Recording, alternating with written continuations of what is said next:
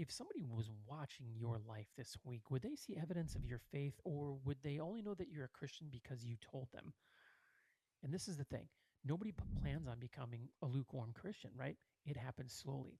So today I'm going to give you three signs that you might be becoming a lukewarm Christian. Now, stick around to number three because you might be doing this one already. In fact, you might think you're growing spiritually. So let's get into it. Number one, your prayer life has become reactive instead of relational. When something goes wrong or you need help or you're worried, stressed, scared, you pray. But what about when life goes well? A relationship with God was never meant to be an emergency hotline. Imagine only calling your spouse or your parents or your best friend when you needed something. That wouldn't be much of a relationship, would it? Yet, that's exactly how a lot of Christians treat God. If the only time that you're talking to God is when life falls apart, you might be drifting towards a lukewarm relationship. Now, number two, you're more concerned about fitting in than standing out.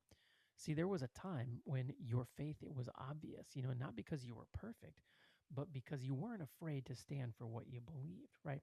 Now you stay quiet, you avoid conversations, you blend in because you don't want people to think that you're different. But Jesus never called us to fit into the culture. He called us to influence it. So if you're changing your convictions to make other people comfortable, that's another warning sign. Your faith might actually be cooling off. Now, number three, you consume more Christian content than you actually apply. And this is the one a lot of people miss. You watch sermons, you listen to podcasts, you scroll Christian videos, you save Bible verses. You might even be watching this video right now thinking, I'm doing pretty good. But let me ask you something. When was the last time something you learned actually changed the way you lived? Because spiritual growth, it doesn't happen when you consume information. It happens when you apply it. Like you can listen to sermons all day and still be exactly the same if you never put God's word into action. And that's why this is dangerous.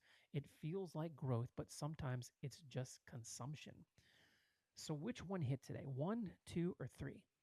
The good news is that recognition isn't condemnation. It's an invitation to grow closer to God, closer than you've ever been before. So don't settle for lukewarm when God has called you into a living, growing relationship with Him. Until next time, Coach Dombrowski out. I'll be praying for you.